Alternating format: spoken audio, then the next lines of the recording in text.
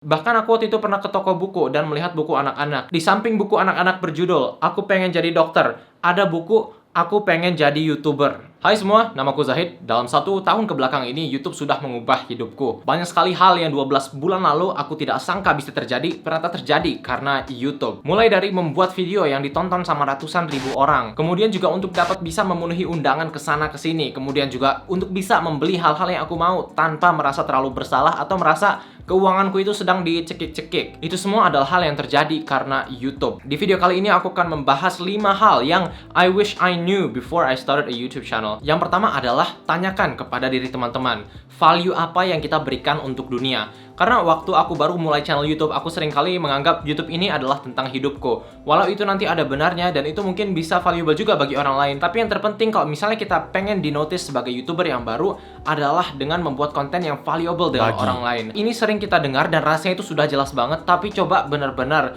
jawab apa value yang kita berikan kepada orang lain.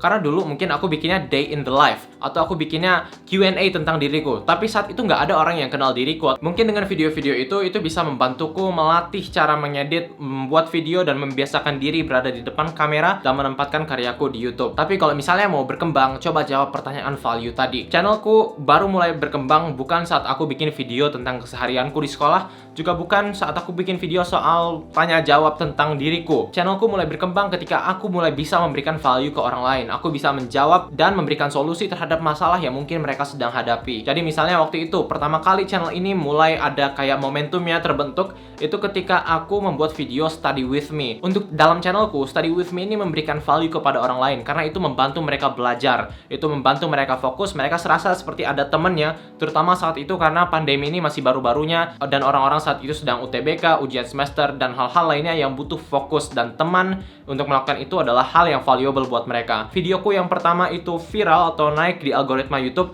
adalah videoku ketika aku bikin tips belajar berjam-jam. Itu adalah hal yang valuable bagi orang lain karena di situ aku bisa memberikan jawaban terhadap masalah yang mungkin mereka sedang hadapi, yaitu bagaimana rasanya sulit untuk mulai belajar dan fokus selama berjam-jam. Value yang bisa diberikan kepada orang lain ini kalau di generalize itu ada 2 yang besar. Yang pertama itu entertainment, yang kedua itu adalah education.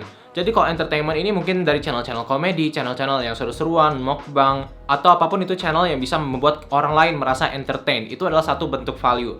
Bentuk umum value lainnya adalah edukasi. Ini seperti misalnya aku memberikan tips atau aku mengajarkan tentang matematika, fisika. Secara umum kalau misalnya kita bisa sukses di salah satu atau keduanya, itu adalah langkah awal yang tepat untuk di YouTube. Hal yang kedua adalah mindset bahwa kita tidak perlu menjadi seorang ahli. Mungkin kalau misalnya kita ngomongin obat dari suatu penyakit yang mewabah di seluruh dunia, itu kita butuh kualifikasi tertentu, kita butuh edukasi yang tepat dan juga sertifikasi yang valid. Tapi kebanyakan dari hal-hal yang diupload di channel YouTube ini adalah hal-hal yang tidak memerlukan hal-hal itu. Kayak misalnya aku nggak perlu menjadi seorang yang ranking 1 dulu di kampusku, atau nggak perlu menjadi orang yang benar-benar sempurna baru aku bisa bikin video YouTube. Dan kata Gary Vaynerchuk, yang kita lakukan itu haruslah document, not create. Jadi di channel YouTube ini, kalau misalnya teman-teman merasa belum terkualifikasi atau merasa teman-teman itu kurang cukup pintar, atau teman-teman takut nanti ada yang lebih pintar yang melihat buruk kepada teman-teman semua, mungkin bisa pikirkan itu. Dokumentasikan aja apa yang sedang kita hadapi di hidup kita. Kalau di channelku, tips-tips belajar yang aku publish itu adalah hal-hal yang sedang aku lalui sekarang, hal-hal yang sedang aku pelajari, dan aku pengen membagikan hal itu. Bukan suatu hal yang aku sudah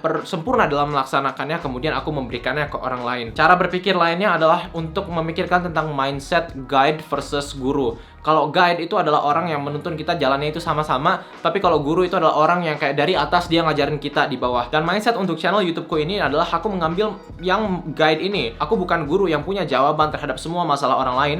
Aku hanya bisa membantu dengan apa yang sudah aku lalui. Jadi kesulitan yang aku alami di hidupku itu aku cari solusinya, dan solusi yang aku dapatkan dari research dan ini aku jadikan bentuk naskah, dan naskah itu aku jadikan video. Jadi tips-tips yang teman-teman lihat dari channelku ini adalah tips-tips yang sedang aku pelajari juga. Terus katanya kalau pemula itu ketika dia ngajarin ke pemula lainnya itu lebih cocok dan lebih bisa dipahami. Karena sebagai pemula yang udah tahu hal-hal yang dialami, kayak misalnya aku juga ngerasain males, aku juga ngerasain kapan aku menunda-nunda belajar dan hal-hal kayak gitu, karena aku juga mengalaminya. Dan juga karena aku beginner seperti orang-orang lainnya, tips-tips ini bisa lebih resonate dengan orang-orang itu ketimbang dengan seorang expert yang mungkin udah nggak terlalu familiar dengan rasanya menjadi seorang pemula. Jadi kalau untuk YouTube kita nggak perlu nunggu sampai kita bener-bener terkualifikasi, kecuali kita ngomongin topik topik-topik tertentu. Tapi untuk kebanyakan topik lainnya ya bisa aja kita tuh dianggapnya sebagai perantara. Kita bisa ngomongin hal-hal yang sudah kita alami berdasarkan pengalaman kita, atau kita juga bisa menyusun naskah berdasarkan riset yang sudah ada dari orang-orang yang sudah terkualifikasi. Karena kita seringkali merasa bahwa apa yang menurut kita biasa aja, oh ini mah ada yang lebih tahu daripada aku.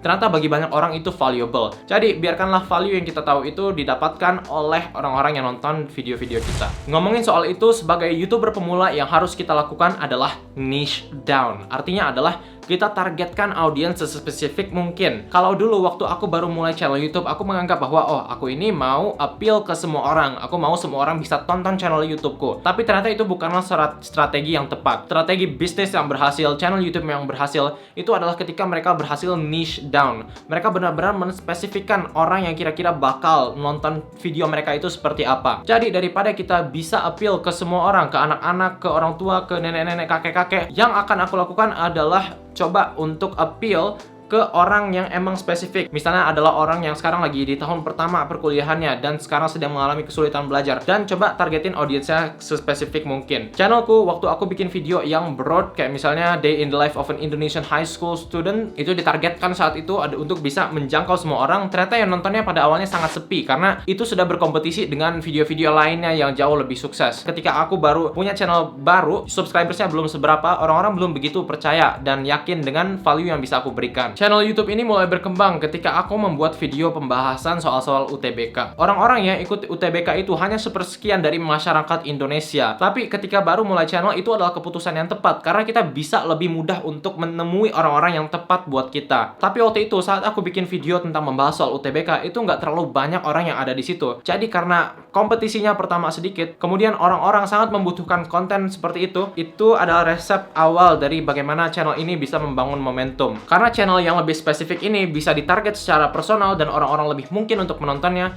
Orang-orang ini yang awalnya merasa bahwa mereka mendapatkan value dari apa yang kubuat, dan orang-orang ini mengoper value-nya tersebut kepada teman-teman lainnya, dan orang-orang lain ini menyebarkan lagi ke orang lainnya, dan seterusnya. Jadi daripada membuat video untuk semua orang, coba bikin video untuk orang-orang tertentu. Saat ini cara berpikirku dalam menjalankan YouTube ini adalah bahwa aku tidak ingin diketahui oleh semua orang, tapi aku hanya mau dikenal oleh orang-orang yang tepat. Ngomongin itu, hal yang keempat adalah kita harus siap untuk tidak disukai orang lain. Karena kita sudah menargetkan video kita ini untuk orang-orang seperti apa, kita sudah niche down, maka otomatis bakal ada orang yang tereliminasi dari target audience ideal kita. Gak semua orang misalnya suka belajar, gak semua orang juga percaya dengan videoku. Hal yang sama yang aku sampaikan di YouTube, ketika aku menyampaikannya kepada orang yang aku kenal di dunia nyata, mungkin gak bakal seefektif dengan ketika aku menyampaikannya ke teman-teman yang sekarang lagi nonton videoku di layar HP atau layar komputernya. Karena memang di dunia ini kita sudah punya peran masing-masing, jadi nggak satu orang itu bisa efektif ke semua orang. Dosen di kampusku nggak bisa gantiin posisi guru TK. Sopir terbaik di dunia juga belum tentu bisa nerbangin pesawat. Dan sama juga ketika kita membuat channel video YouTube. Mungkin ini bisa efektif buat orang-orang yang seperti ini, tapi tidak efektif untuk orang-orang yang seperti itu. Orang-orang yang misalnya udah ranking 1 di kelasnya, udah menang olimpiade internasional ini itu,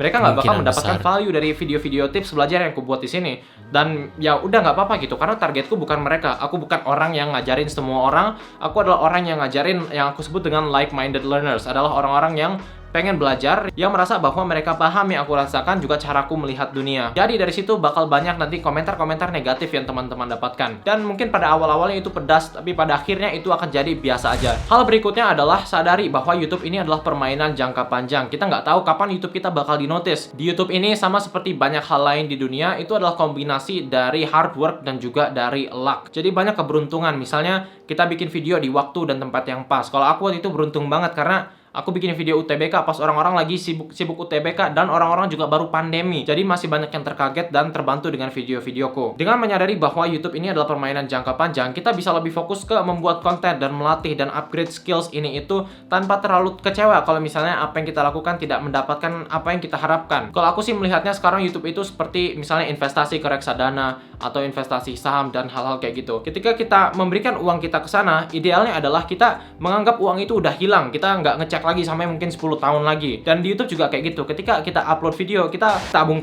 aja terus, investasi terus dalam bentuk video, tapi kita nggak terlalu terobsesi misalnya ngecek seberapa banyak subscribersnya naik setiap hari. Mungkin kita lebih baiknya bisa cek secara berkala, mungkin setiap 2 bulan, dan kita bisa evaluasi lagi apa yang bisa kita lakukan. Karena kalau diceknya per hari, ya itu bakal sulit banget. Apalagi kalau misalnya kita baru mulai channel YouTube, biasanya yang paling sulit itu adalah mendapatkan 1000 subscribers pertama. Dari 1000 ke 10.000 nggak sesulit sebelumnya, dan dari 10.000 ke 100.000 makin mudah lagi. Dari 100.000 sampai 1 juta secara teori ya bakal lebih mudah lagi. Tapi percayalah, rata-rata YouTuber di sana, bahkan di atas rata-rata mungkin, yang sudah sukses di channel YouTube-nya adalah orang-orang yang mulai dari simple pakai HP-nya, atau orang yang mulai dari kamera webcam-nya yang ada di laptopnya pas tahun 2007. Meskipun kayak gitu, mereka tetap upload video terus. MKBHD, tech reviewer paling terkenal di dunia, setelah membuat 100 video, dia baru mendapatkan 74 subscribers, dan sekarang subscribersnya udah 13,6 juta. Dulu waktu mulai channel ini, aku mulainya dari lampu meja belajar. Kemudian aku ikut lomba dan mendapatkan hadiah dari situ, dan aku gunakan itu untuk beli lampu yang lebih mahal lagi. Dari lampu itu aku bisa membuat misalnya 10-15 video YouTubeku yang dimonetisasi sambil mencari sponsor. Dan dari situ aku tabung-tabung, aku bisa invest lagi ke sistem yang membantuku untuk memproduksi channel YouTube. Aku bisa invest ke iPad untuk membantu workflowku. Aku invest ke lampu kayak gini supaya aku bisa fleksibel bikin videonya, dan aku harap di masa depan juga akan lebih banyak investasi yang bisa memberikan kualitas yang lebih baik